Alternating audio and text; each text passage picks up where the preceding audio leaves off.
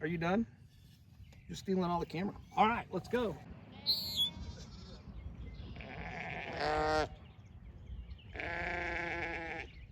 Welcome back to Inzarello Family Farm. So today we're gonna go do some chores and check on some lambs. We've had quite a few lambs over the last few days. So we're gonna make sure everybody's doing good and drinking their milk and give them some mineral as well. Make sure we do that to keep up on that side of things. And probably open a gate or two to get them into our little garden pasture where some of the grass is a little bit taller and fresh grass, so it's growing finally. Takes a little while out here, but we'll do that as well. And then explain a few things about the breed of sheep and something kind of cool that the birds like. So follow me.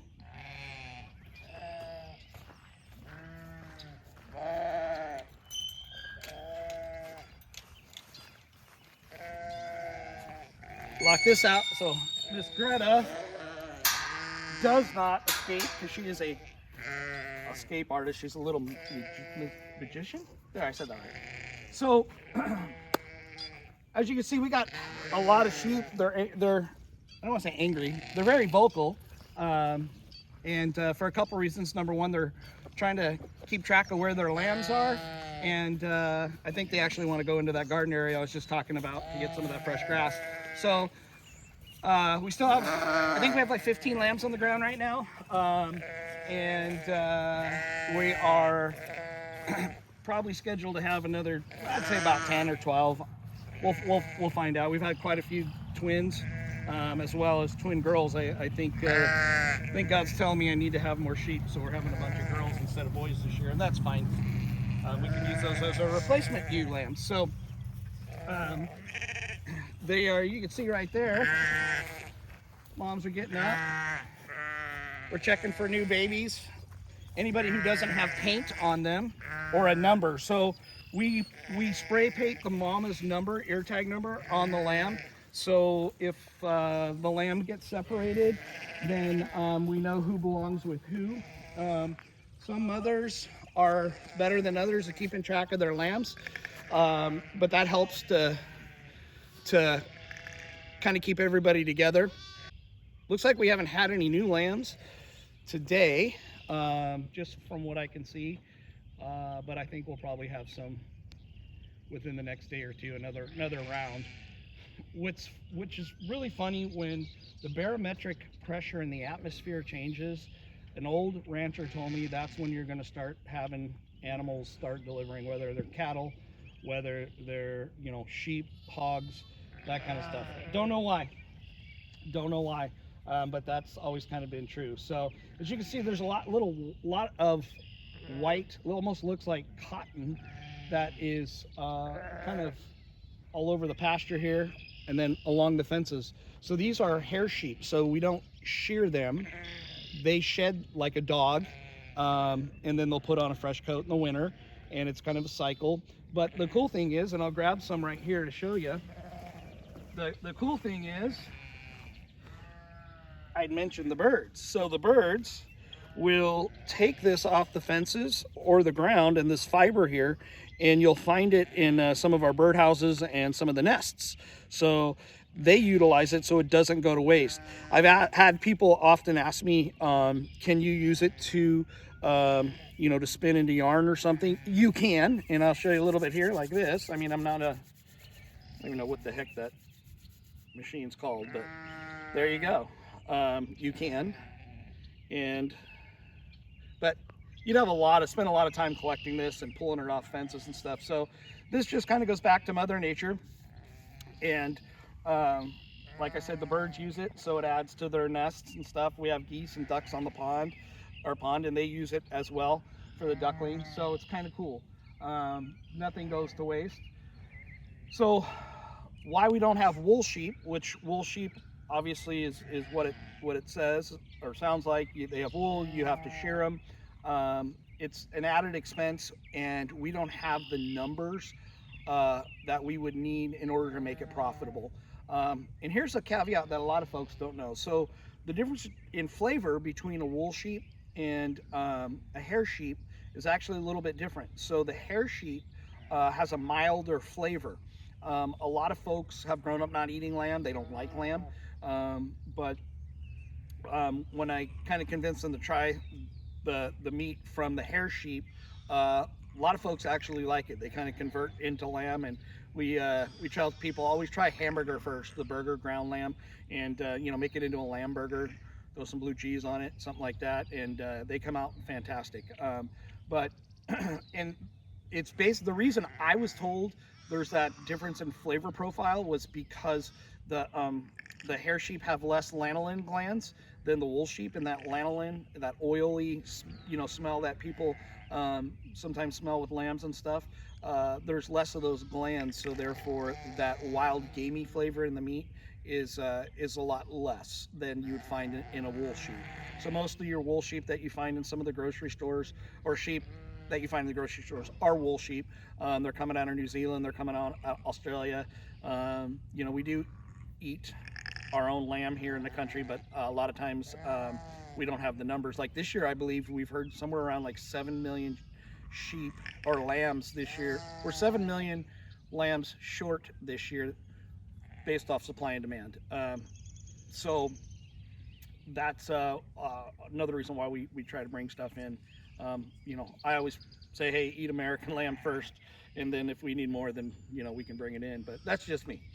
I'm not into the supply and demand thing. So I'm just a little guy here in a big pond. So, but let's go ahead and open these gates here. Like I said, we'll open this gate here and give them the option to go into the back here if they choose to go get some grass. So come on down.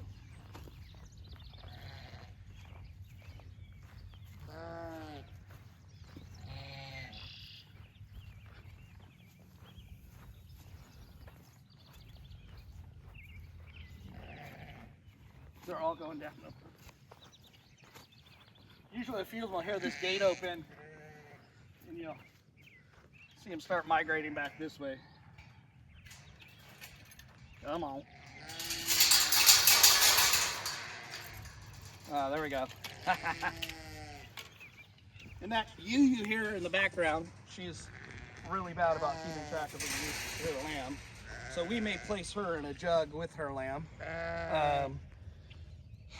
Because that's what we hear quite frequently with her.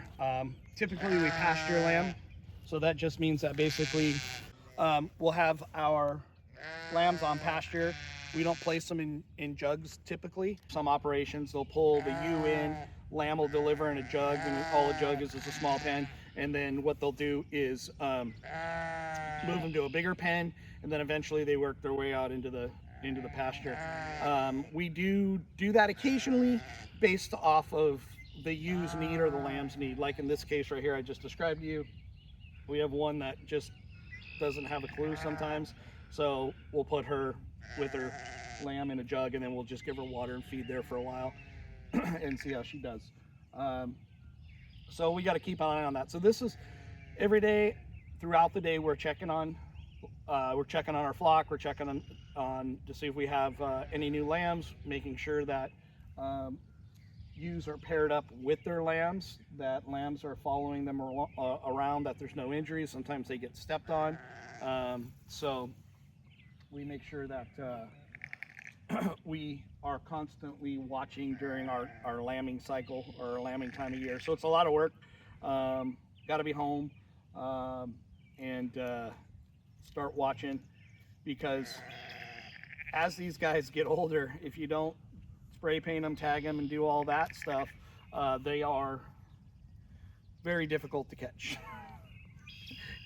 And it's fun for the first couple times, and then it's not so much fun chasing lambs, trying to get them spray painted. So when they hit the ground, they dry off, they've kind of bonded with mom, they still don't know what's going on, I can go in there and grab them real quick, lay them on their side, spray paint mom's number, and then let them up, and then mom will take care of the rest. So it's important to have our ear tags. Typically what I do also too, I guess I should share, and I didn't do it this year, is I'll run them through the chute, and then I'll spray paint mom's number or ear tag number on the side of her, so it's big and bold and I can see it from a distance. And then when the lamb's born, all I got to do is spray paint the lamb with mom's number, and it's easier than trying to look at an ear tag. So, are you done? You're stealing all the camera. All right, let's go. This gate's open here. So,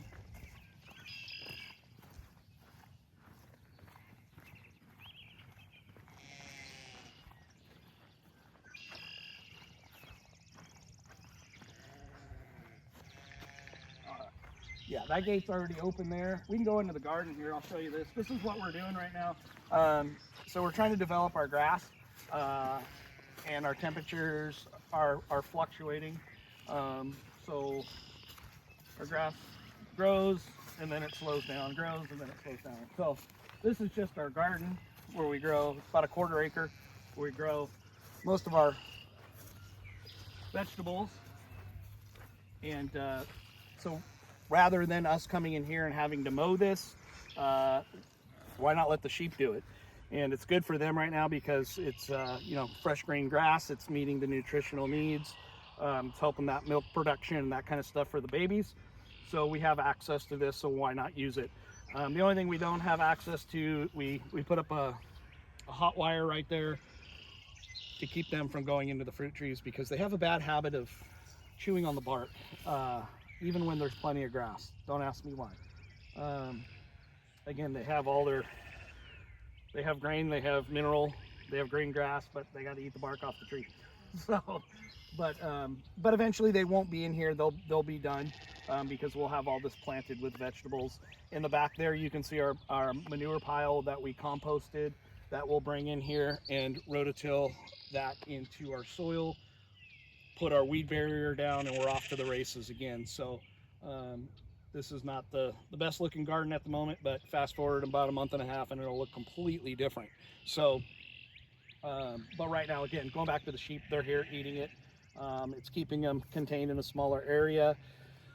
And by doing all that, we are letting our other grasses get a little bit taller and established. Last year where we put chickens, the grass is just like neon green because there's still that nitrogen from the chicken manure, from those chicken tractors coming across the ground, and depositing, and the chickens depositing all that manure. So we're gonna reap the reward from that here pretty soon. We have clay soil here, so clay sometimes holds on to some of the nutrients, and takes a little while for the plant to get access to it and for the clay to release it. So as it was explained to me, so I am no expert in that field at all, and I'm not going to sit here and pretend I am. But in the back here, we'll show you these here. These are, this is the ram. Rocco, you maybe saw him in another video. Rocco is hanging out with a couple of our younger ewes, and the sheep and cattle and goats, they all should be paired up, minimum of having a buddy all the time because they're a herd animal. So I went ahead and put these ewes in here, and they're probably pregnant, and they'll probably sometime this summer probably have a lamb. But this is the daddy. This is Rocco. He is actually a Kazan ram, and he's like a big dog. He's got a pretty good personality, although he did butt me right after I filmed the tornado video, and so we I carry a bucket when I go in there now, so that way I have something between me and his hard head. But he's a good ram, and he's Kazan. Our sheep are mostly Kazan and Dorper, so they're commercial breed sheep, and they we're mixing up some genetics and stuff. So he's a big boy, and I like his look. He's good. He's not super aggressive. He's just, most of the time he's playing. He's actually a pretty friendly guy, but he doesn't realize I'm not a sheep and I don't play that way. And he's got a really hard head. Some may say I have a hard head, but he's a good guy. And his lambs are wonderful. He's throwing some great looking lambs, so we're pretty happy with them. We'll keep them for a few years, and then we'll sell them off to somebody else to get some new genetics in here. So that is it. These guys here, they're trying to figure you out. Say hi. Oh, Rocco.